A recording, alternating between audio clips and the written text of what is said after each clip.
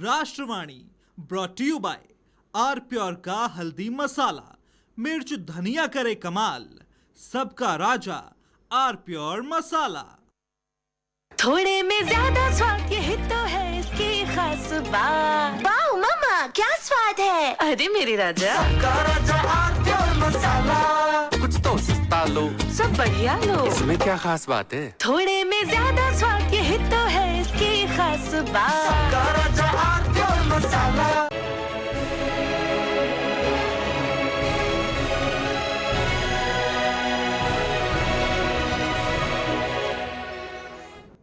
अटल जी ने कहा था कभी, वो इंदिरा जी का समय था, जब अटल जी ने लोकसभा में कहा था हिंदू मार नहीं खाएगा। और आज उसी श्रृंखला को आगे बढ़ाते हुए योगी आदित्यनाथ कह रहे हैं कोई माई का लाल हिंदू को डरा नहीं सकता, हिंदू को दबा नहीं सकता। भारत की राजनीति और समाज नीति की ये यात्रा है जो वहां से चली और यहां तक आई। मेहमानों साहब का परिचय करा दें। राघवेंद्र सिंह जी हैं, भारतीय जनता पार्टी के प्रवक्ता। राघवेंद्र जी का स्वागत है। विवेक नारायण जी हैं, वरिष्ठ नेता हैं कांग्रेस पार्टी के। विवेक जी का बहुत स्वागत है। अशोक यादव जी, समाजवादी पार्टी के प्रवक्ता। अशोक जी का बहुत स्वागत है। डॉक्टर नीति शर्मा, राजनीतिक विश्लेषक। नीति जी का बहुत स्वागत। नीति जी, आपसे बात शुरू करूँगा। योगी जी कह रहे हैं कि अब कोई माई का लाल कितना भी बड़ा क्यों नहीं हो, खुली जिप्सी पर कार्बाइन और LMG हाथ में लेकर हिंदुओं को आतंकित करने का, मारने का दुस्साहस नहीं कर सकता। मतलब अब हिंदू न डरेगा न उसको डराया जा सकता है। और ये बात, जैसा मैंने आरंभ में अभी कहा, ये बात हमको राजनीति के धरातल पर दिख भी रही है। वो सारे फेसेस जो आज से 10 साल पहले बहुत एग्रेसिव मुस्लिम पॉलिटिक्स के चेहरे थे, प्रो मुस्लिम पॉलिटिक्स के चेहरे थे, लालू जी, मुलायम सिंह जी, ममता बनर्जी, स्टालिन, वो सब लोग राजनीति से जनता ने उनको बाहर कर दिया। सत्ता के इस खेल से वो सारे लोग बाहर हैं इस वक्त। क्या ये बदलाव है जिसकी ओर योगी आदित्यनाथ इशारा कर रहे हैं? नीति जी नमस्कार। अमिताभ जी, वंदे मातरम, जय हिंद सभी पैनलिस्ट को और आपके व्यूअर्स को। हिंदू को डराया नहीं जा सकता, हिंदू कोई डरपोक कौम है भी नहीं अमिताभ जी। ये छत्रपति शिवाजी की भूमि है, ये गुरु गोविंद सिंह जी की भूमि है, वीर बहादुर सिंह की भूमि है। हिंदू सहिष्णु है, आतंकी नहीं है, अत्याचारी नहीं है। इसलिए वो पूरा प्रयास करता है कि वो कोई भी बात, किसी भी विवाद का हल जो है वो सहिष्णुता से उसको निभाए। लेकिन जिस प्रकार से उत्तर प्रदेश में पूर्व में शासन रहा, जहां पे आतंकी, अत्याचारी, माफिया जो है वो सरकार चलाती थी, सरकार चलाती नहीं थी, सरकार में सुशोभित होती थी। अतीक अहमद और मुख्तार अंसारी का आपने जिक्र किया। अतीक अहमद तो ISI का एजेंट था, उसको किस प्रकार से राजनीतिक सर्वोच्च पद से नवाजा गया, राजनीतिक संरक्षण दिया गया, उसको छोड़ी उसके कुत्ते की भी सेवा करी जाती थी मंचों के माध्यम से। तो ये तो हाल था। तो आज सरकार जो है उसने नकेल कसी है इन अपराधियों की नाक में, उसने नकेल कसी है इन माफियाओं की नाक में। और निश्चय रूप से ये जो प्रो मुस्लिम सोच है, ये किसी न किसी रूप से एंटी इंडियन सोच है, सनातन के विरुद्ध सोच है। आपने बिल्कुल ठीक बोला। जो लोग ये कभी कल्पना करते थे कि सनातन का उन्मूलन करना है, रेडिकेशन ऑफ सनातन धर्म, डेंगू है, मलेरिया है, और यही यूपी में सपा के पार्टी के नेता रामचरितमानस की प्रतियां जलाई जाती थी, किस प्रकार से आज जो यूपी का जो ग्राफ रेट है, ना केवल हिंदुओं को संरक्षण मिला है, लेकिन हिंदुओं की जो धार्मिक आस्था है, आज सबसे बड़ा रिलीजियस टूरिज्म का हब बन चुका है उत्तर प्रदेश। और कानून व्यवस्था और न्याय व्यवस्था इतनी ट्रांसपेरेंट और कठोर है कि आज इन्वेस्टर्स आ रहे हैं यूपी के अंदर, बाहर के लोग इन्वेस्ट कर रहे हैं, डेटा सेंटर बन रहा है, आपके डिफेंस कॉरिडोर्स बन रहे हैं, आप फिल्म सिटी में बैठे हुए, फिल्म सिटी का निर्माण हो रहा है। किस प्रकार से हर रूप से 360 डिग्री उत्तर प्रदेश का न्याय, कानून, आर्थिक व्यवस्था और प्रोग्रेस, डेवलपमेंट, इंफ्रास्ट्रक्चर की डेवलपमेंट के साथ हिंदुओं की सुरक्षा को जोड़ा है योगी आदित्यनाथ ने। और उनका मॉडल जो है एक प्रकार से बेंचमार्क बन चुका है हर सीएम के लिए पूरे देश के अंदर। आज शुभेंदु अधिकारी जी ने 19 दिनों में उनके मॉडल के ऊपर काम किया तो आज बकरा ईद में पहली बार बंगाल में ऐसा हुआ कि बहुत शांति तरीके से बकरा ईद हुई और पूरी की पूरी सड़कें खाली नहीं और कहीं अनुशासन का या शासन के विरुद्ध कोई काम नहीं हुआ। और आज बकरा ईद में गऊ की जी ठीक है नीति जी, आएंगे आपके पास दोबारा। अशोक यादव जी के पास चलूंगा। बकरा ईद का जिक्र किया नीति जी ने, एक चीज़ मैं कह दूं, कल बकरीद थी। मैं कल सुबह किसी काम से गया था मुरादाबाद। मुरादाबाद मुस्लिम बहुल इलाका है, वहाँ मुस्लिम जनसंख्या आधी की आबादी के पार है, मोर देन 50%। कहीं कोई हंगामा नहीं, कहीं कोई हाय हल्ला गुल्ला नहीं, कहीं कोई अराजकता नहीं, कहीं कोई अव्यवस्था नहीं, शांति, बिल्कुल शांति। 2.5 घंटा आने में लगता है, कल 1.5 घंटे में आ गए। ऐसी व्यवस्था बिल्कुल सब कुछ। ऐसा नहीं बकरीद नहीं हुई, बकरीद भी हुई और शांति भी रही। उत्तर प्रदेश में ये सब त्यौहार बहुत संकट का कारण हो जाते थे, हम लोगों ने देखा है, चाहे मुहर्रम हो, चाहे बकरीद हो, कुछ हो। अशोक यादव जी, विषय वो आज एक बड़ा परिदृश्य पर ये कि जो लोग जिनके बारे में परसेप्शन ये था कि ये प्रो मुस्लिम है या एंटी हिंदू है, ऐसे परसेप्शन जिन जिन पॉलिटिकल पर्सनालिटीज के साथ था, वो सारी पॉलिटिकल पर्सनालिटीज को जनता ने रिटायरमेंट दे दिया, उन पार्टियों को रिटायरमेंट दे दिया। नहीं कि भाई एक तरफा चलोगे तो फिर सत्ता में नहीं रहोगे। ममता जी उसका सबसे ताजा उदाहरण है, स्टालिन उसका सबसे ताजा उदाहरण है। बत्ती ही गुल कर दी। 87 सीटें मुस्लिम डोमिनेटेड इलेक्शन सीटें हैं बंगाल में, ममता जी 80 जीती, उसमें भी 7 रह बात छूट गई। हिंदू डोमिनेटेड इलाका तो छोड़ दीजिए, कहीं नहीं जीती पार्टी, खुद हार गई ममता जी। सोचिए 27% मुसलमान है भवानीपुर में। उसके बाद अशोक जी, और फलता का जो परिणाम आया है, जो रिजल्ट जो वोट कास्ट हुआ है फलता का, बाई इलेक्शंस का, एक री इलेक्शन का एक जो पोलिंग हुई थी, उसमें जितना कुल मुस्लिम वोट पड़ा वही टीएमसी, लेफ्ट और निर्दलीय का वोट था, बाकी वोट नहीं मिला। बाकी सारा वोट बीजेपी के कैंडिडेट को मिला, तभी वो 1,09,000 से विधानसभा जीते। अशोक जी, क्या देश में ऐसी स्थिति है कि अब आप एक तरफा चलेंगे, एग्रेसिव मुस्लिम पॉलिटिक्स करेंगे तो आपको राजनीतिक सत्ता से हाथ धोना पड़ेगा? अशोक भाई देखिए, बात अमिताभ जी हिंदू मुसलमान की नहीं, बात अगर भारतीय जनता पार्टी या योगी जी की हिंदू मुसलमान की बात कर रहे हैं कि हिंदू आज सुरक्षित है, तो मैं ये पूछना चाहता हूँ, ये रुपया हमारा हिंदू है कि मुसलमान है? ये विगत 12 वर्षों में 62.33% नीचे गिर गया। ये रुपया क्या है, हिंदू की मुसलमान है? इस देश का जो हमारे छात्र हैं, ये छात्रों के जो पेपर लीक हो रहे हैं, ये छात्र बेचारे क्या है, हिंदू की मुसलमान है? इनके भविष्य के तो ऊपर अंधकार लगा दिया भाजपा की सरकारों ने। ये छात्र हमारे क्या है, हिंदू की मुसलमान है? और जो नौजवान हमारे जो सेना में जाते थे, अग्निवीर बना दिए गए 4 साल के ठेके पर, ये नौजवान हिंदू है कि मुसलमान है? अमिताभ जी, इस देश का जो हमारे संविधान और लोकतंत्र है, ये लोकतंत्र संविधान हिंदू है कि मुसलमान है? इसको तो कुचल डाला इस मोदी सरकार ने। और जो डीजल पेट्रोल, ये हिंदू है कि मुसलमान है, जो हमारे लोगों की जेबें काट रहा है? महंगाई क्या है, हिंदू है कि मुसलमान है, जो लोगों को जीना हराम कर दिया है? ये देखिए, हिंदू मुसलमान एक धार है, भाजपा का हथियार है। जब चुनाव आएगा, अशोक जी आपने एक मिनट, अशोक भाई एक सेकंड, सिर्फ एक सेकंड, एक पूरी बात किया आपने, विषय को थोड़ा सा डेविएट कर दिया।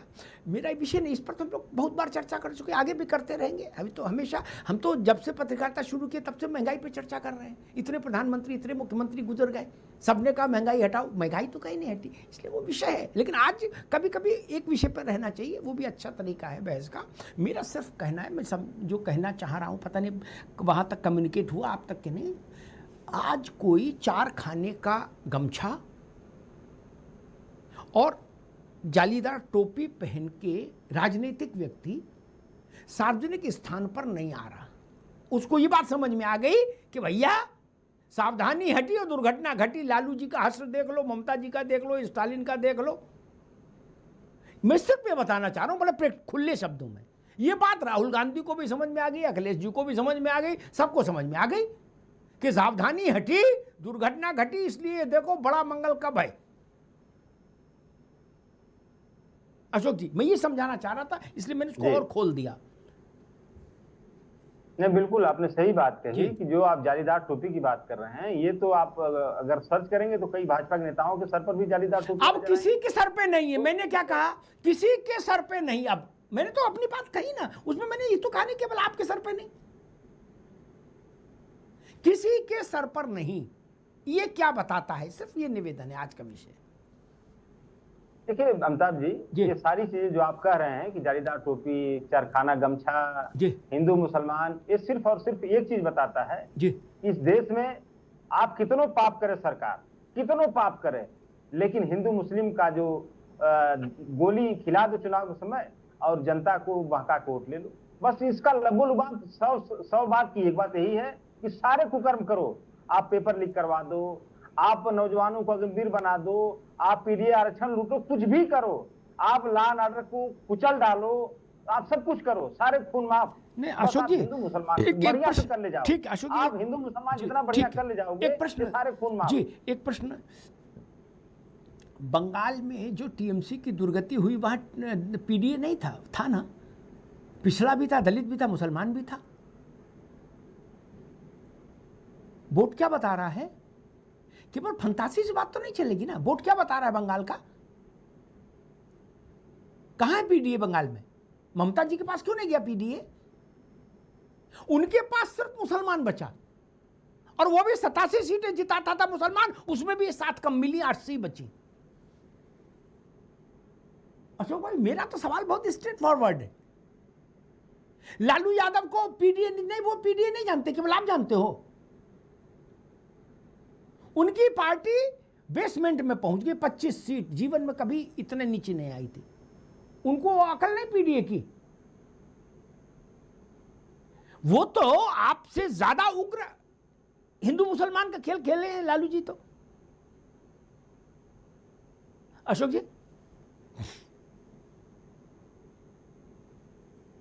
लेकिन बिहार और बंगाल की न तो जनता मान रही है, न तो कोई आम जनमानस इस बात को स्वीकार कर रहा है कि वहां भाजपा की जीत है।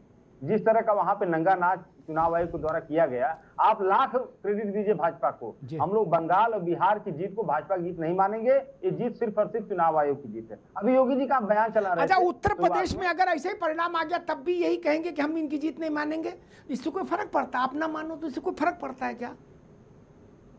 फर्क नहीं पड़ता है अमिताभ जी, देखिए फर्क नहीं पड़ता है, लेकिन अहंकार एक ऐसी चीज है ना, आज नहीं तो कल फर्क पड़ेगा, आज नहीं तो कल फर्क पड़ेगा।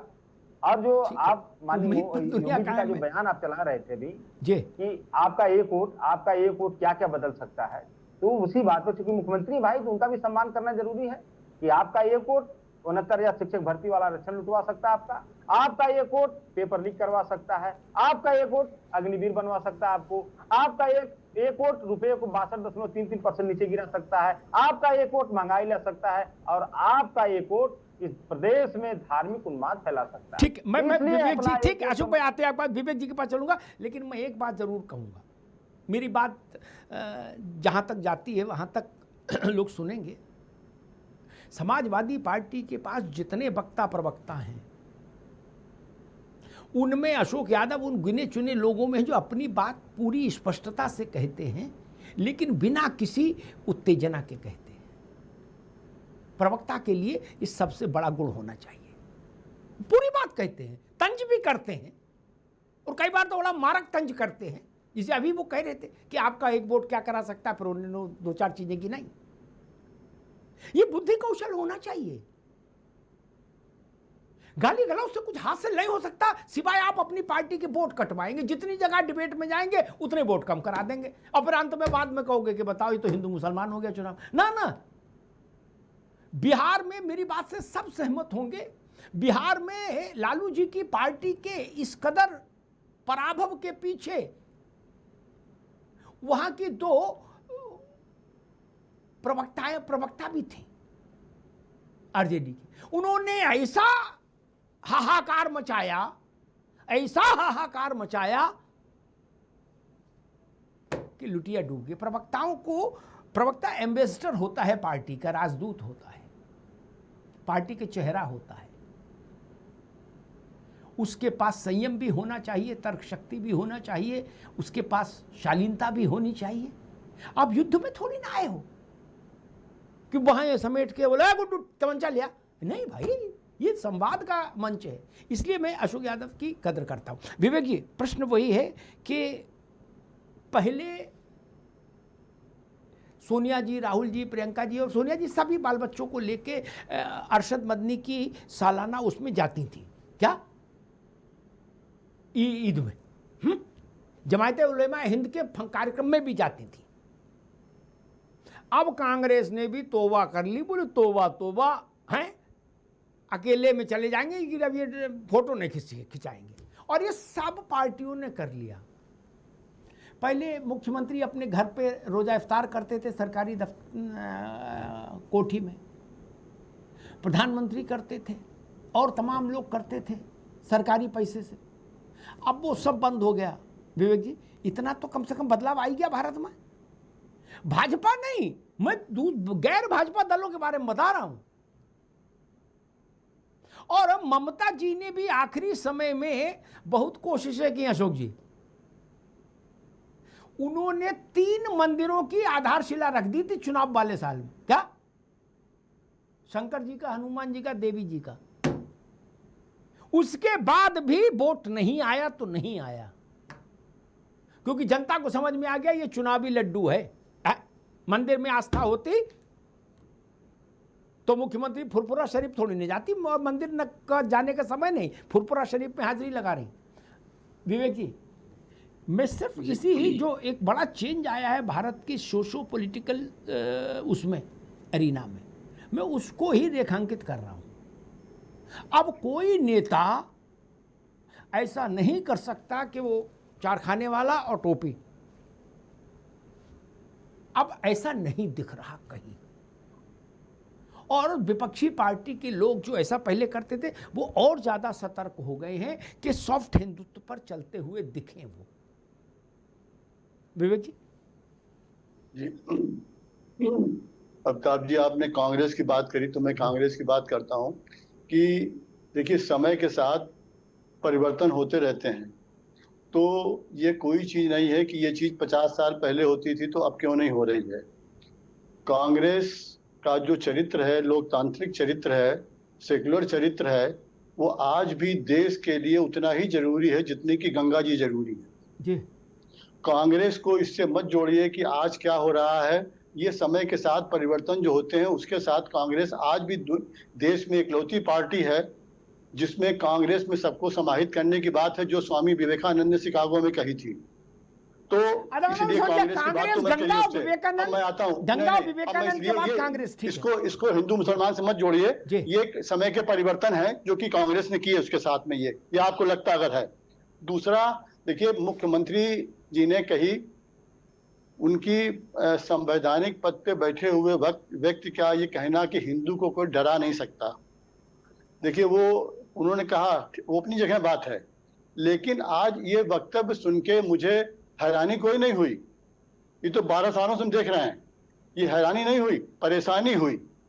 और अमिताभ जी, परेशानी ये हुई मुझे, आपके इस चैनल के माध्यम से मैं पूरी जिम्मेदारी से कह रहा हूं, राष्ट्रवाणी से, परेशानी इसलिए मुझको हुई कि देश का चरित्र, देश का संविधान केवल एक वर्ग विशेष की बात नहीं करता है, सबके लिए सुरक्षा की बात। आज ये देखिए, हिंदू, ठीक है आपने कहा हिंदू, क्या बाकी लोग नहीं रहते हैं क्या, उनको आप डरा सकते हैं? ये इस तरह की बात एक मुख्यमंत्री के, ये एक गली के नेता कह सकते हैं? ये नहीं अमिताभ जी, बात पूरी, ये एक संगठन स्तर पे बात तो हो सकती है, लेकिन एक संवैधानिक पद पे बैठा हुआ व्यक्ति इस तरह का करता है तो इसका मैसेज पूरी दुनिया में अच्छा नहीं जाता है। पर्व की बात करी, क्या इसके पहले पर्वों में क्या मनाए नहीं जाते थे क्या?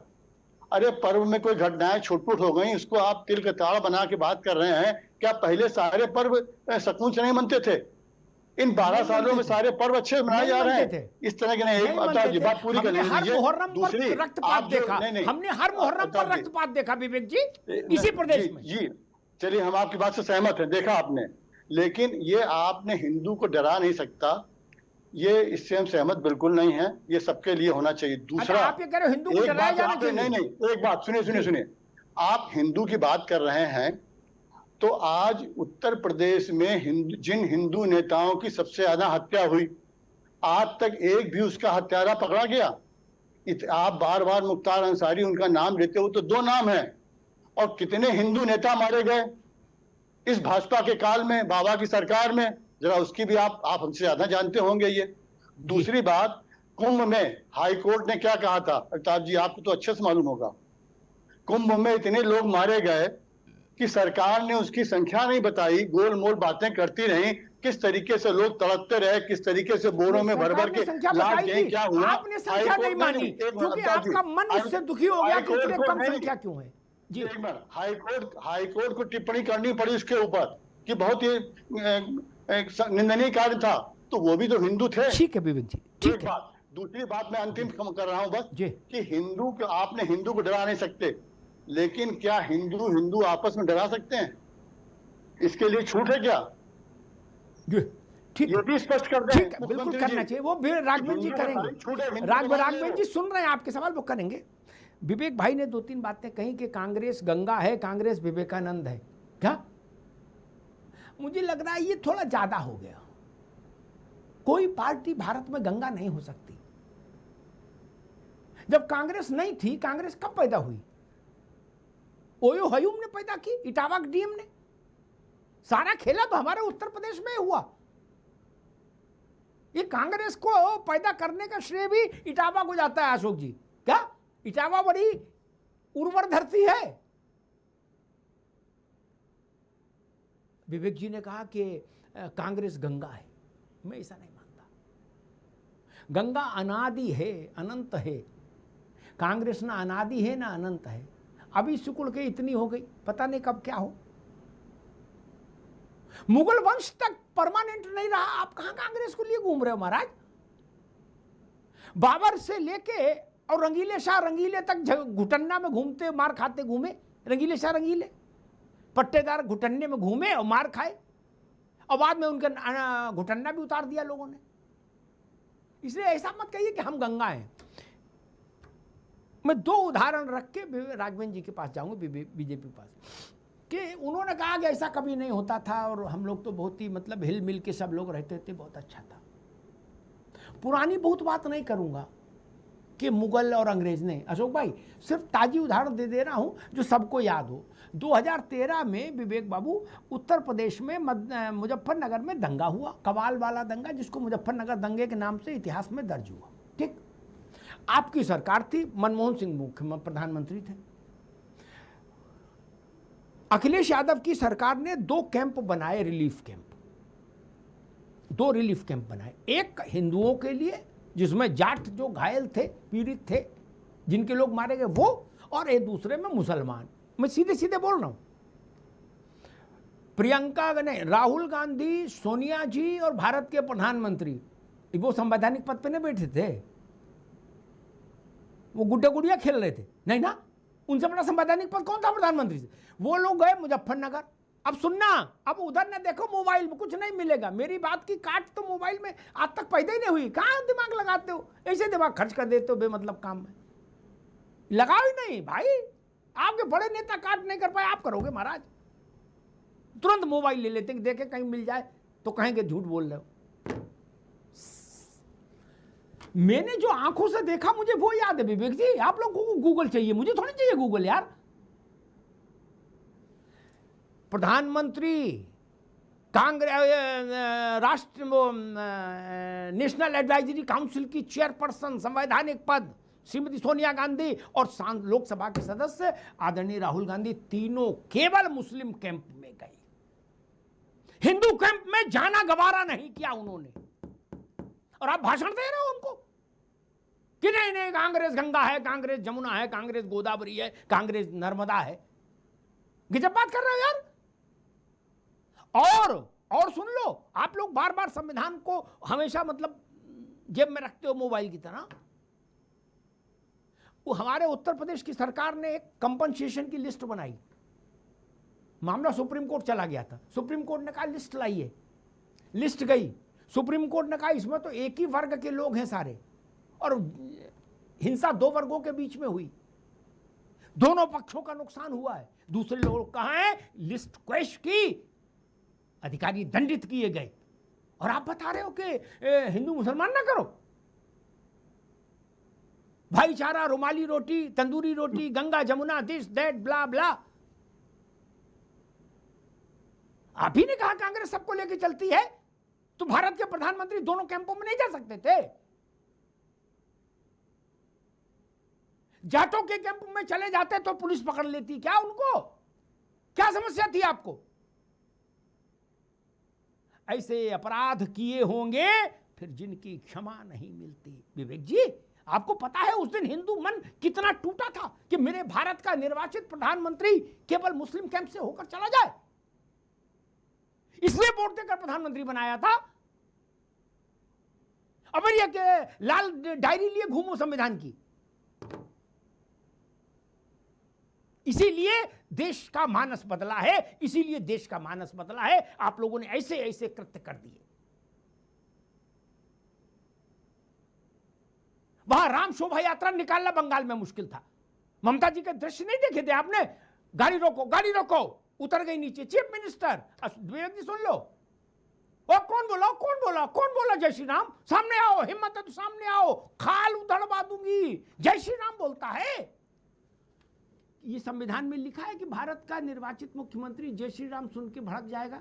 ऐसा लिखा है कहीं? अशोक जी, विवेक जी, भारत में जय श्री राम बोलना प्रतिबंधित है, ऐसा लिखा है कहीं? और ममता जी मंच से अपने कंठ से अल्लाहो अकबर बोलती थी, अल्लाहो अकबर अपने पवित्र कंठ से बोलती थी, लेकिन जय श्री राम सुनना उनको पसंद नहीं था। इसलिए बंगाल में अशोक भाई ने कहा कि हम नहीं मानते कि बंगाल का चुनाव असली है। अशोक भाई मान लो, असली नहीं डबल असली है। क्या आपको राम जय श्री राम से चिढ़ती तो यही परिणाम आना था, और कुछ और आएगा क्या?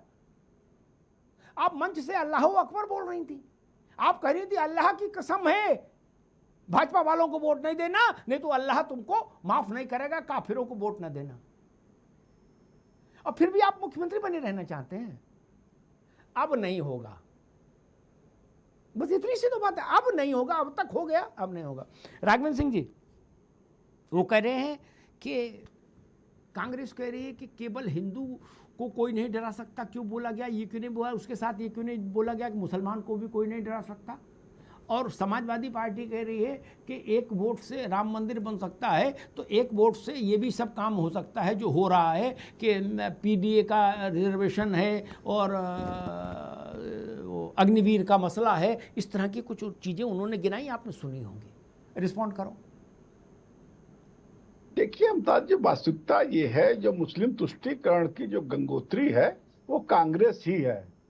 समाजवादी पार्टी तो उसको देख करके उसका जो है पदगमन कर रही है, देख रही है कि ये लोग केंद्र में इतने दिनों शासन किया, हम भी इसी तरीके से आप ये कह रहे हो सास ये हैं, ये बहू हैं? हाँ, मैं उद्घाटन बता रहा हूँ ना। ये लोग आतंकवादियों को प्रधानमंत्री कार्यालय में बुला करके उसको सम्मानित करते थे।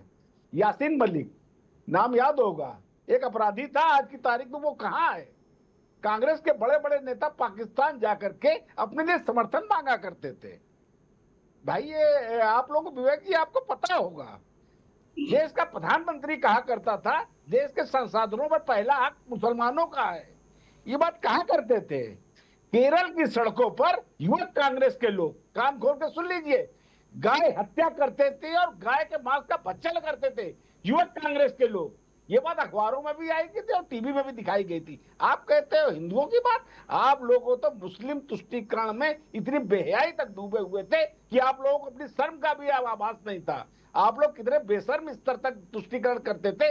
तमाम योजनाएं मुसलमानों के लिए बनाई हुई थी, एक नहीं दर्जनों ऐसी योजनाएं थी जो सीधे सीधे मुसलमानों को लाभ पहुंचाती थी। आप कहते हो हिंदू मुसलमान की बात, अरे आप लोगों का तो जीवन पूरा इसी में गया हुआ है। अब मैं बात करता हूँ समाजवादी पार्टी की। पांच बनाइए, पांच तुष्टिकरण की पांच तुष्टिकरण की योजना बताइए जिसको कि भाजपा ने पूछा हो।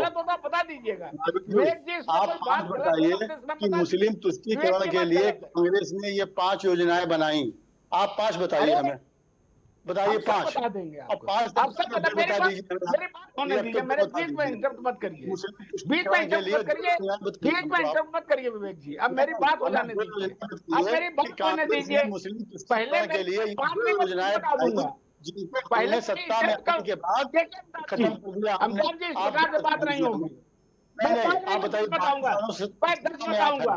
मैं 10 बताऊंगा योजना तुष्टिकरण के लिए कांग्रेस ने जो काम किए उसको हमने साफ कर दिया।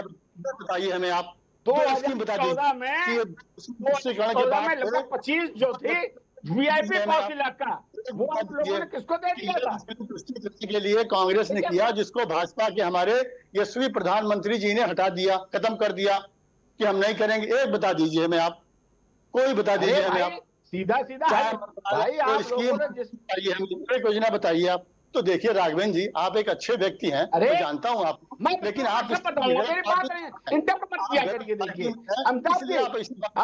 रहे हो समाजवादी पार्टी की, समाजवादी पार्टी हो या कांग्रेस पार्टी हो, दोनों एक ही थैली के चट्टे बट्टे। इतने बढ़िया चैनल पे बैठ के राष्ट्रवादी में इस तरह की आप गलत नहीं करनी चाहिए आपको ये। हाँ, लेकिन आप सही बात कर रहा हूँ, बात करिए, बात ऑथेंटिक बात हो ये तो। और दूसरी बात तो ये इन बातों को करने से भाजपा का जनाधार आपको सत्ता में करते हैं। लेकिन आप देखिए हिंदू का क्या एक मिनट विवेक जी, उनकी बात आ जाए, उनकी बात आ जाए अभी केवल राघवेंद्र जी, जी जी जी कहिए जी। देखिए मैं ये कह रहा हूं, ये लोग दोनों एक ही थैली के चट्टे बट्टे। याद करिए 2014 से पहले राष्ट्रपति भवन में रोजा इफ्तार हुआ करता था, और देश की जितनी सरकारी संस्थाएं हैं, जितने भी सरकारी ऑफिस हैं, चाहे उत्तर प्रदेश हो केंद्र हो, 2017 से पहले उत्तर प्रदेश में और 2014 से पहले दिल्ली में, और केंद्रीय कार्यालय में सब जगह सरकारी खजाने से रोजा इफ्तार हुआ करता था। ये क्या जायज बात थी क्या? मुलायम सिंह यादव ने भरे मन से कहा था, हाँ हम हिंदुओं के दुश्मन हैं। मुलायम सिंह यादव ने कहा था भरे मन से, और ये भी कहा था कि हाँ हम मुसलमानों के हितैषी हैं, मुसलमानों के काम करेंगे। ये बात मुलायम सिंह ने कहा था भरे मन से। लखनऊ में मुलायम सिंह यादव ने कहा, हाँ मैंने राम भक्तों पे गोलियां चलवाई, आगे आने वाले समय में जरूरत पड़े तो फिर गोलियां चलवाएंगे। ये बात मुलायम सिंह यादव ने कही थी। चमनगंज चौराहे मैं घंटे बता रहा हूँ, आप लोग जिस प्रकार से बता रहे हैं हिंदू मुस्लिम भारतीय जनता पार्टी करती है, भारतीय जनता पार्टी हिंदू मुसलमान कभी नहीं करती है। सनातन धर्म में छोटे भाई को विशेषाधिकार दिए गए नहीं दिए गए। सबका विकास सबका विश्वास की बात करते हैं। अरे भाई आपके पेट में तो दर्द हो रहा है जब मैं समाजवादी पार्टी के लिए बोल रहा हूँ। अरे भाई रिश्तेदारी है, अरे भाई उनकी रिश्तेदारी है। नहीं, एक बात तथ्यपूर्ण बात करिए। देखिए हम सनातनी लोग, आप सनातन की राजनीति करते हैं, लेकिन इस देश में सब सनातनी है। सनातन में छोटे भाई का विशेष थोड़ा दी जाती है, तो उसी तरीके से उनको थोड़ा दिया हो, तो आप उस कर रहे हैं। देखिए बड़े को बहुत ध्यान रखना पड़ता है। यही विवेकानंद जी मैंने बताया ना कि विवेकानंद जी ने शिक्षकों में यही कि गर्व से कहा हम हिंदू हैं, क्योंकि हिंदू वो धर्म है जो सबको समाहित करता है। शिकागो में बड़े भाई की तरीके से है, और सबको अपने में समाहित करने की हिंदू धर्म है। इसीलिए हिंदू है, जिसको हिंदू लेकिन आपके कार्यकाल में सबसे ज्यादा हिंदू का उत्तर प्रदेश में जितना हिंदू नेता मारा गया उतना कहीं कुछ नहीं किया। अरे अनुपम दुबे देश की जनता नहीं है, आपकी देश की जनता की 4 दिन पहले घर में उसका क्या दोस्त था, उसको जेल में डाल दिया। चुनाव हरा चुके हैं। हिंदुवादी सरकार बात कर रहे हैं, बता रहा हूँ जो बातें मैंने बताई वो गलत बताई क्या विवेक जी? दोनों मित्रों, विवेक जी ये बात तर्कपूर्ण नहीं है, और कम से कम आपको नहीं करनी चाहिए। आप अपराधियों के नाम गिना रहे हो, अनुपम दुबे, विकास दुबे, वो हिंदू मुसलमान के कारण छूट पाए क्या? ब्राह्मण ठाकुर अहीर होने के नाते छूट पाए क्या? ये मंजूर नहीं। आपकी मंशा खराब है यार। आप बता रहे हो अनुपम दुबे को क्यों मारा, वो हिंदू नहीं था? जेल क्यों भेजा? विकास दुबे को क्यों जेल भेजे, मारा? ये कौन सा तर्क है? कल को आप कहोगे मुखिया गुजर क्यों मारा, छविराम को क्यों मारा, लाला राम को क्यों मारा, ददुआ को क्यों मारा? अजब तमाशा है भाई, ये नहीं चलेगा ना। आप हिंदू मुसलमान की डिबेट में इसको ले आए, बताइए। जो अपराध करे वो मारा जाना चाहिए, उसकी जात कोई हो, उसका धर्म कोई हो, अच्छे से कुचला जाना चाहिए। दुष्ट दलन, मैं तो दलन शब्द का इस्तेमाल करता हूं, सजा नहीं। दुष्ट दलन, कुचलो, जैसे अदरक कुचलते हैं ना विवेक जी, चाय में डालने के लिए, वैसे कुचलो। अपराधियों के लिए कोई किसी तरह की शील्ड नहीं हो सकती, ध्यान रखना भैया विवेक जी। इस चक्कर में ना रहो कि अपराधियों को दूध मलाई दिलवा देंगे। ये बहुत झेल लिया, ये मुख्तार और अतीक और फलान और डिकान उसी धारा पैदा हो गए जिनसे जज तक डरने लगे। सरकारें तो छोड़ो, जो पुलिस की गिरफ्तारी कर लेते थे यार, मतलब हद है, कोई लिमिट है। फिर मुख्यमंत्री को गिड़गिड़ाना पड़ता था कि तुम्हें हमारी कसम पुलिस को छोड़ दो। ये नहीं चल सकता ना, ये तो बिल्कुल ही हटा दीजिए। सवाल सिर्फ ये है कि सत्ता को पारदर्शी रहना चाहिए। आप बहुसंख्यक समाज की भावनाओं से खिलवाड़ करके भारत में वोट से सत्ता में अब नहीं रह सकते, ये बात तय हो गई। सिर्फ इतनी सी बात थी। डॉक्टर नीति शर्मा, कांग्रेस कह रही है कि जो गंगा सो हम, बहुत बड़ी बात हो गई ये तो। वो कह रहे हैं कि हमको गंगा ही समझो। अब गंगा तो प्रदूषित भी हो गई, लेकिन फिर भी गंगा मां है। लेकिन मेरा प्रश्न दूसरा है, मैंने कहा जब गंगा नहीं थी तो कांग्रेस कहां थी? और गंगा तो हमेशा रहेगी, कम रहे ज्यादा रहे उसकी धार, लेकिन रहेगी तो हमेशा। कांग्रेस हमेशा रहेगी इसकी तो कोई गारंटी नहीं दे सकता। नीति जी। अमिताभ जी, गंगा का सर्वोच्च मोक्ष स्थान है काशी, और भगवान काशी विश्वनाथ के जो आराध्य हैं भगवान राम, वो जब तक किसी एक वोट के कारण तंबू में रहे, और वहीं जब आपकी एक वोट, जब भगवान राम लला का प्रतिष्ठा, प्राण प्रतिष्ठा हुई, तो यही कांग्रेस के जो सूबेदार हैं वो वहां पे आज तक मेरे ख्याल से वहां पे दर्शन करने तक नहीं गए, जो गंगा से कांग्रेस की तुलना कर रहे हैं। जो स्वामी विवेकानंद की बात कर रहे हैं, तो मैं बता दूं, विवेकानंद जी का असली नाम था नरेंद्र नाथ दत्ता। और जब शिकागो में जाके उन्होंने कहा था कि हिंदू धर्म में सब समाहित है, तो उस समाहित धर्म में वो लोग भी शामिल हो गए जो हिंदुओं को बांटने की चेष्टा से आए थे। वो लोग भी समाहित हो गए जो हिंदुओं को काटने की चेष्टा से आए थे।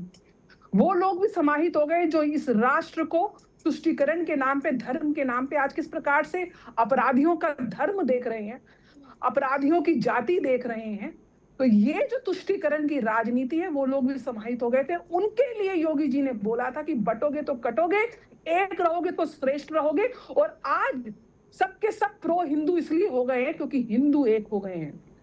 ये जब तक बांट रहे थे तब तक अपनी चुनावी और राजनीतिक रोटियां सेक रहे थे। आज आपकी एक वोट ने ममता बनर्जी जो अल्लाह अकबर करती थी, वंश से ओम जयंती मंगला काली भद्र काली कपालिनी का श्लोक बोल रही थी। आपके उस एक वोट से जो फारूक अब्दुल्ला ने हिंदू पंडितों का नरसंहार होने दिया कश्मीर में, श्री गुरु चरण सरोज रज निजमन मुकुर सुधार के हनुमान चालीसा का मौखिक प्रदर्शन कर रहे थे। आपकी आज एक वोट ने स्टालिन को भी मजबूर कर दिया। अगर वो नहीं जाएंगे तिरुपति बालाजी जाके शीश नहीं नवाजेंगे, तो मुझे नहीं लगता कि उनके जो शनि की जो कूप दृष्टि है, जो राहु की कूप दृष्टि और जो गुरु चंडाल योग बना हुआ, उनकी कुंडली का शांत होगा।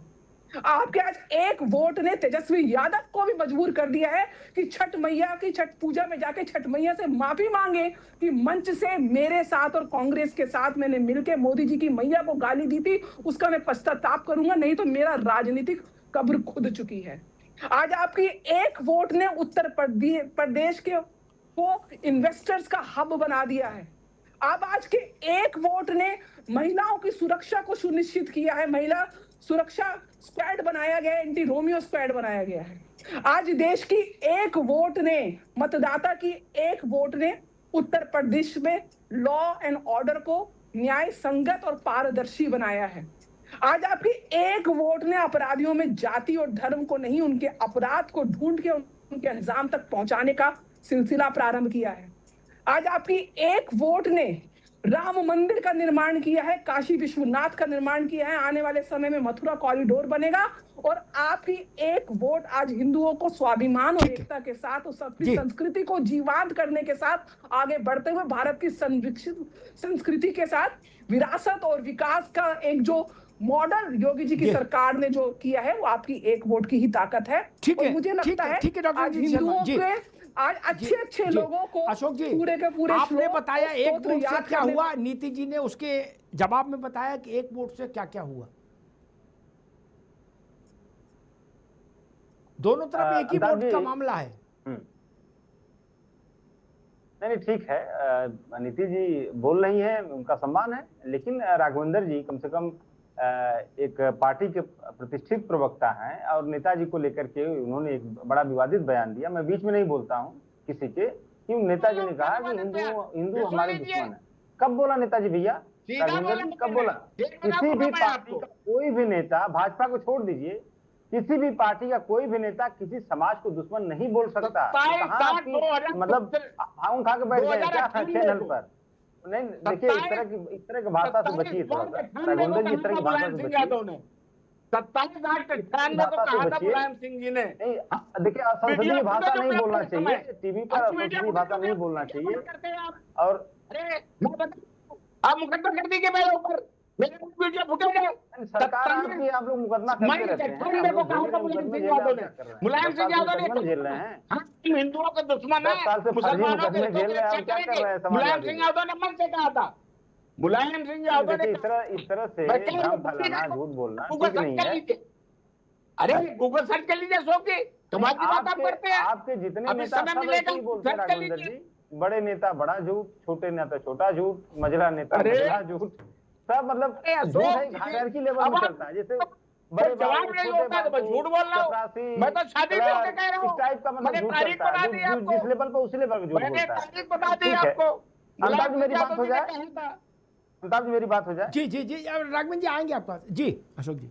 जी देखिए अमिताभ जी, हम लोग बचपन में प्राइमरी स्कूल में पढ़े हैं, तो पढ़ते थे ग से गमला, घ से घड़ी, आप भी शायद पढ़े होंगे। तो भाजपा वाले क्या पढ़ते थे? ग से गाय, ग से गंगा।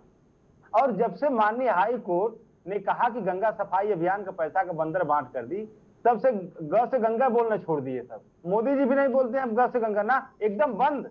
और गाय, ग से गाय भी बोलते थे। और जब से स्वामी मुक्तेश्वरानंद जी यात्रा निकाल दिए कि भाई पूरे देश में गो हत्या पर प्रतिबंध लगाया जाए, इधर तो हम देख रहे हैं मस्जिद से ऐलान हो रहा है, तमाम धर्मगुरु, मुस्लिम धर्मगुरु मांग कर रहे हैं भाई गाय को राष्ट्रीय पशु घोषित करके पूरे देश में मतलब गो हत्या पर प्रतिबंध लगा दिया जाए। तब भी नहीं भाजपा वाले सुन रहे हैं। अब ग से गंगा, ग से गाय दोनों भूल गए, माने ग शब्द बोलेंगे ना कुछ दूसरा खोज लाएंगे। अब क्यों भैया? इनके यहाँ अमिताभ जी गोवा, अरुणाचल प्रदेश, त्रिपुरा, ये तो मतलब पूरी इनकी सरकार है ना, किसी का उसमें गठबंधन नहीं है। लेकिन जो मिजोरम हुआ और नागालैंड हुआ, जो जहां पे इनकी गठबंधन की सरकारें हैं, वहां पर भी गो हत्या पर रोक नहीं लगा पा रहे हैं। जहां फुल फ्लेज गवर्नमेंट है वहां भी नहीं गो हत्या पर रोक लगा रहे हैं। माने यूपी में गाय माता है और गोवा में गाय माता नहीं है, वहां गाय को काटा जाएगा, वो ठीक है राघवेंद्र जी। और प्रोफेसर जीडी अग्रवाल माँ गंगा की सफाई को लेकर के धरना देते देते बेचारे उनके प्राण मतलब वो शहीद हो गए, लेकिन माँ गंगा की सफाई नहीं हुई। और उनका बेटा जो उनको बेटा बताता था, वो पता नहीं कहां चला गया बेटा, उनको उसी हालत में माँ गंगा को लगते ही छोड़ दिए। यूज एंड थ्रो, मतलब आप लोग यूज करेंगे फेंक देंगे, कभी गाय को माता बना के इस्तेमाल करेंगे फेंक देंगे, माँ गंगा को गाय माता बनाएंगे फिर फेंक देंगे, फिर अगला कोई भगवान, अगली कोई माता, अगला कोई हिंदू, ठीक है, अगला कोई मुसलमान। ठीक है अशोक भाई, समय कम है, ठीक, आपने अपनी बात ठीक से। विवेक नारायण जी वही प्रश्न है, क्या कांग्रेस ने अपना चाल चलन बदला है? विषय तो आप समझिए क्या विषय है। क्या कांग्रेस ने अपना चाल चलन, क्योंकि कांग्रेस जो हिस्टोरिकल ब्लंडर्स कर आई, हालांकि जब किए थे तो उसको लग रही थी मेरे हाथ में लॉटरी लग गई, शाहबानों वाला मसला, लेकिन अब शायद कांग्रेस वो समझ गई कि ना भैया है, अब ये सब बंद कर दो काम। इसीलिए मैं आपसे समझना चाह रहा हूं, क्या कांग्रेस ने अपना चाल चलन बदला है? विवेक जी। साहब जी, कांग्रेस तो मैं फिर कह रहा हूं, एक वो पार्टी है जो पूरे देश को बांधे रख सकती है। आजादी की लड़ाई में योगदान किया, देश के निर्माण में योगदान किया, आज देश को बांधे रखने में 70 साल में योगदान दिया। तो आज ये समय के साथ कुछ परिवर्तन होते हैं नीतियों में और कई चीजों में, उसके तहत कांग्रेस की ये परिवर्तन आपको लग रहा होगा। तो इसमें और कोई विशेष बात नहीं है। दूसरी एक, अमिताभ जी आपका बड़ा चैनल है राष्ट्रवाणी, इस पे मैं जो बात कहता हूँ जिम्मेदारी से कहता हूँ। एक बात का मैं स्पष्टीकरण दे दूं कि अनुपम दुबे या विकास दुबे का मैंने जिक्र उनकी पत्नी और उनकी बहू के लिए किया था, जो 4 दिन पहले ब्याह के आई थी, जो सरकारी नौकरी में थी। अनुपम दुबे का मैंने जिक्र नहीं किया, एक बात। दूसरी, जब आपने इस बात को जिक्र कर ही दिया है तो अमिताभ जी ये भी बड़ा अजीब से लगता है कि जब आप मुख्तार अंसारी, अतीक अहमद की बात करते हैं तो इनकी आप बात फिर नहीं करते हैं। तो ये लगता है कहीं कहीं से बात भाजपा के ट्रैक पे हो रही है। देखिए उनकी तो पिच यही है खेलने की, वो तो बात नहीं करेंगे। तो लेकिन ये जब की बात से तकलीफ क्या है, चाहे वो अतीक अहमद हो अपराधी, चाहे वो अनुपम दुबे हो अपराधी, ठीक है विवेक जी, ठीक है, ठीक, बिल्कुल ठीक है। लेकिन मैंने खुशी दुबे के लिए कहा था कि वो 4 दिन पहले ब्याह के आई, उसका क्या दोष था? ठीक है, ठीक है। मैं एक बात नहीं समझ पा रहा, कांग्रेस के पेट में ऐसा दर्द क्यों होता है कि जब अतीक की बात हो तो विकास दुबे को सामने खड़ा किया जाए? आपको क्यों ऐसी बीमारी है? क्यों चाहते हो ऐसा? अतीक को कवर फायर देना चाहते हो क्या यार? तुम खुल के आओ, आपके पास इसीलिए कुछ नहीं आ रहा माल मतलब वोट, क्योंकि आप डरते भी हो। आप कवर फायर दे रहे हो अतीक को, मुख्तार को। अब नहीं मिलेगा कवर फायर से, ना टाइम चला गया भैया विवेक जी। आप अतीक पर कह रहे हो कि अतीक की बात करो मतलब भाजपा का ट्रिक, विकास दुबे की बात करो उसके साथ। ये बहुत पुरानी ट्रिक है क्या? बहुत फर्जी ट्रिक है। अब इसमें जूस नहीं बचा इस गन्ने में ना, खोई हो गई, अब इसमें रस नहीं निकलेगा, इसे न पेरो भैया ना। अब अतीक को बचाने की कोई भी कोशिश आपका चेहरा खराब करेगी विवेक भाई, ये जान लीजिए। नहीं अब जो आगे बात, राघवेंद्र दुबे जी, विषय फिर वहीं आकर आ जाता है। वो कह रहे हैं विवेक नारायण जी कि अतीक की बात करते हो, मुख्तार की बात करते हो, विकास दुबे की बात क्यों नहीं करते हो? या बाकी हिंदू अपराधियों के उन्होंने नाम लिए, बोले उनकी बात क्यों नहीं करते हो? वो कह रहे हैं कि मतलब अगर मुसलमान अपराधी पर चर्चा हो तो उसके साथ 4-6 हिंदू भी जरूर लपेटे में आने चाहिए। राघवेंद्र जी, देखिए उत्तर प्रदेश के मुख्यमंत्री माननीय योगी आदित्यनाथ जी हैं, उनका सीधा है, कोई लगी लिपटी भाषा वो नहीं बोलते, लगा लिपटा काम नहीं करते हैं। उन्होंने न जाने कितने अपराधियों को एनकाउंटर में ढेर करवाया है, कितने अपराधी घायल हुए हैं, हजारों की संख्या में हुए हैं। आज की तारीख में उत्तर प्रदेश जो है अपराध मुक्त हो गया है। राष्ट्रीय औसत से 25% कम है उत्तर प्रदेश, कभी राष्ट्रीय औसत से 50% ज्यादा हुआ करता था। विवेक जी कम से कम उत्तर प्रदेश में रहते हैं तो आप लोग इस बात का संज्ञान में रखना चाहिए। अभी हमारे मित्र कह रहे थे कि मुलायम सिंह जी ने ऐसा नहीं कहा है। मैं कह रहा हूं क्या उनकी जो पूरी भाषा क्या थी? 27 मार्च 98 को मुलायम सिंह ने कहा था, हाँ हम हिंदुओं के दुश्मन हैं, मुसलमानों के हैं, फख्र के साथ मुसलमानों के हैं। मैंने डेट बता दी, गूगल सर्च कर लीजिएगा। मुलायम सिंह जी ने ये कहा। अब मैं बात करना चाहता हूँ, अभी हमारे कांग्रेस के मित्र कह रहे थे, तो एक काम बता दीजिए मुसलमानों के हित में क्या हो। मदरसा बोर्ड का गठन किसने किया था?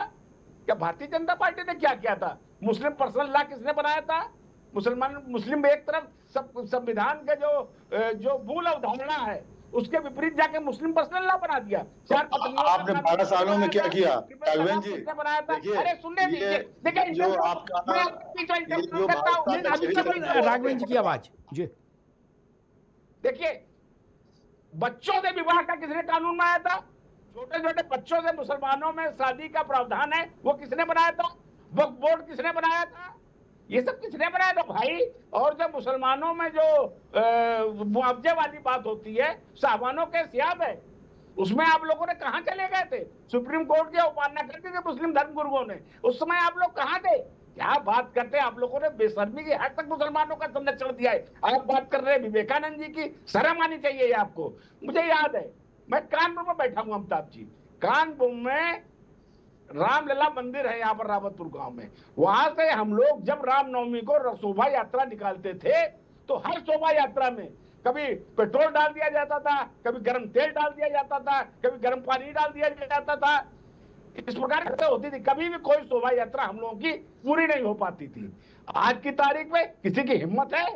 आज की तारीख में किसी की हिम्मत नहीं वो पेट्रोल डाल दे। माननीय अखिलेश यादव जी गए थे इलाहाबाद हाईकोर्ट, आतंकवादियों को छुड़वाने गए थे, कहते इनको छोड़ दीजिए, इनसे उत्तर प्रदेश में हिंदू मुस्लिम सौहार्द कायम हो गया था।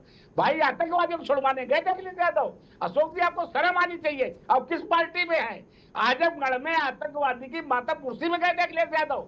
बात करते हम लोग मुसलमान हिंदू नहीं करते, हिंदू मुसलमान नहीं करते। अरे आप लोग दोनों लोग एक ही थैली के चक्कर में, आप लोगों ने जिस तरीके से तुष्टिकरण किया है, यही वाली कहानी आप कर रहे हैं। अरे बताइए, आपके दल में आरएसएस में प्रदीप कुरुलकर नाम का एक जो है पाकिस्तानी एजेंट पकड़ा गया। आपके दल को सक्सेना पकड़ा गया। कहाँ आप बात कर रहे हैं? आप ध्रुव सक्सेना को जानते हैं राघवेंद्र जी? ध्रुव सक्सेना का नाम सुना है? गूगल कर लीजिए, मैं भी बता रहा हूँ आपको। ध्रुव सक्सेना पकड़ा गया, पाकिस्तान को देश की खुफिया जानकारियां बेच रहा था। वो भारतीय जनता पार्टी का सदस्य है। अरे मध्य प्रदेश का तुष्टिकरण करते रहे हैं आप लोग, सीधा सीधा क्या बात कर रहे हैं? प्रदीप कुरुलकर को गूगल कर लीजिए, दूसरा नाम बता रहा हूं। सोनिया गांधी पीढ़ी से, और ये कुर्सी में जाते थे, आप लोग मिलकर के दरवाजे के लोग निकलते हैं। कमाल की बात करते हैं आप लोग बात करते हैं। आप लोगों जो है उत्तर प्रदेश की जनता कांग्रेस पार्टी में कोई जासूस का नाम बताइए आप, बहुत दिनों राज कर लिया, एम्पायर के आधार पर शासन कर लिया।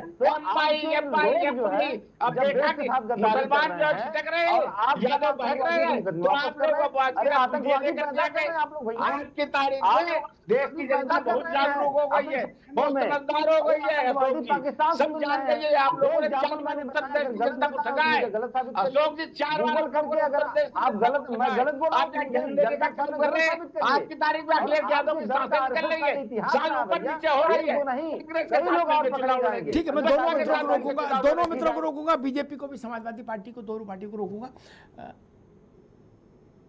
2-3 चीजें बड़ी महत्वपूर्ण हैं। एक तो मैं आंकड़ा देख रहा था, एनकाउंटर्स पर बहुत बवाल होता है। समाजवादी पार्टी, कांग्रेस, सब लोग अपने अपने ढंग से उसको कलर देने की कोशिश करते हैं। विवेक जी को ये जान के हैरानी होगी कि सबसे ज़्यादा अपराधी जो मारे गए एनकाउंटर में, उसमें सबसे ज़्यादा प्रतिशत ब्राह्मणों का है, उसके बाद ठाकुरों का है। पीडीए के लोगों का प्रतिशत तो बहुत नीचे है। मुसलमानों से 2.5 गुना ज़्यादा हिंदू मारा गया एनकाउंटर में।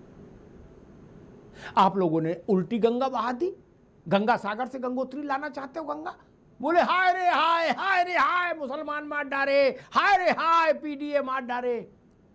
क्या ऐसा झूठ सच क्यों प्रचार करते हो यार?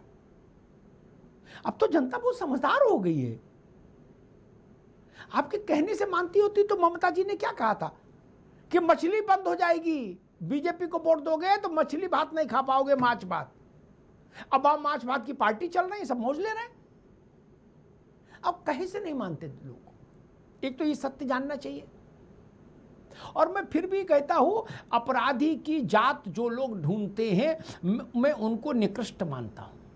अपराधी की कोई जात धर्म नहीं हो सकता। आप ऐसी इच्छा क्यों रखते हो कि मुख्तार की चर्चा हो तो उसके साथ एक हिंदू अपराधी की भी चर्चा करना जरूरी है? क्यों क्यों जरूरी है? तराजू लेके राजनीति करने आए हो क्या?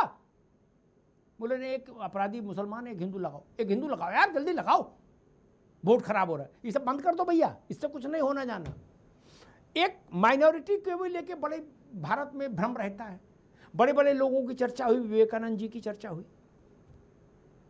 वल्लभ भाई पटेल ने एक बार कहा, सरदार वल्लभ भाई पटेल ने लोकसभा में एक बहस में उन्होंने कहा कि जिस धर्म के मानने वालों ने भारत माता के टुकड़े करा दिए, उस धर्म को मैं माइनॉरिटी नहीं मान सकता। ठीक, कांग्रेस संविधान को सोते जगते हमेशा साथ रखती है।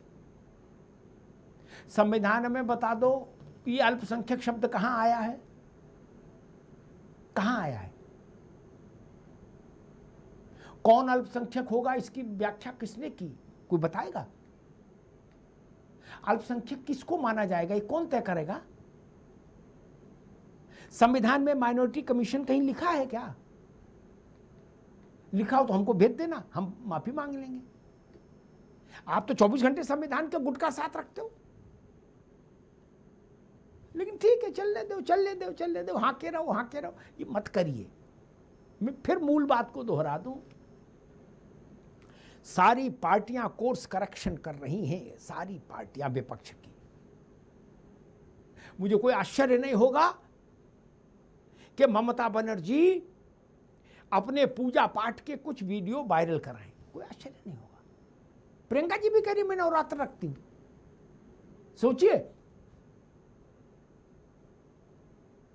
राहुल जी, सोनिया जी, प्रियंका जी, अभी केरल के मुख्यमंत्री आए थे तो तीनों टीका लगा के मिले, फोटो वो पब्लिक की गई कि हम भी टीका लगा रहे हैं। भाई ऐसा नहीं कि मतलब बीजेपी वाले सब लगा रहे हैं टीका। क्या ये बदलाव अच्छा है? सबका स्वागत होना चाहिए। आज की बहस का मूल विषय सिर्फ इतना था कि आप भारत के मन को लांछित करके, भारत के मन को घायल करके सत्ता में नहीं रह सकते। बस इतना ही बहस थी आज, बाकी कोई बहस नहीं थी। और जिसको ये गलत फहमी हो विवेक भाई कि हम भारत के मूल मन को लांछित करके भी सत्ता में रह सकते हैं, वो आजमा ले। ममता जी ने आजमा लिया, लालू जी ने आजमा लिया, स्टालिन ने आजमा लिया, नवीन पटनायक ने आजमा लिया, सबने आजमा लिया। गो वेंट गॉन, है ना? इसलिए मैं कह रहा हूं कि भारत बदल रहा है, और जब भारत बदल रहा है तो राजनेताओं को भी बदलना होगा, राजनीतिक दलों को भी बदलना होगा। नहीं बदलेंगे तो खत्म हो जाएंगे।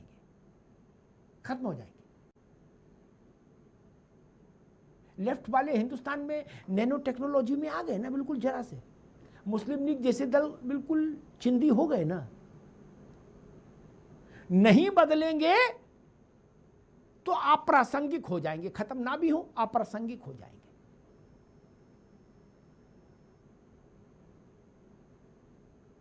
ममता बनर्जी जब जीत कर आई थी बंगाल, तो कोई सोचता था कि ऐसा होगा? नहीं ना। और जब ममता बनर्जी हारी तब भी लोगों को लगता था कि अरे ममता जी नहीं हार सकती, जैसे पहले लेफ्ट के लिए लगता था। बंगाल के आदमी ने लेफ्ट को हराया, ममता जी को बैठाला, लेकिन ममता जी जब एक पक्षी हो गई और उनके साथ केवल मुस्लिम समर्थन दिखने लगा, तो हिंदुओं ने ममता बनर्जी को भी टाटा बाय बाय कर दिया। जो वोट पड़े हैं उनका एनालिसिस चार्ट लेके बैठिएगा, मेरी बात 100% सच दिखाई देगी। बंगाल में टीएमसी हिंदू वोट के लिए तरस गई। अशोक जी, तृणमूल कांग्रेस जिसकी मुखिया हिंदू है, वो पार्टी हिंदू वोट के लिए तरस गई इस बार।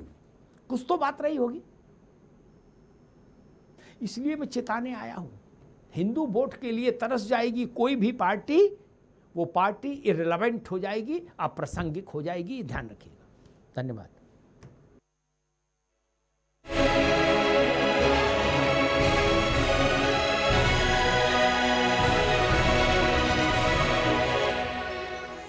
थोड़े में ज्यादा स्वाद, यही तो है इसकी खास बात। वाओ मम्मा, क्या स्वाद है? अरे मेरे राजा, राजा आरपीओ मसाला।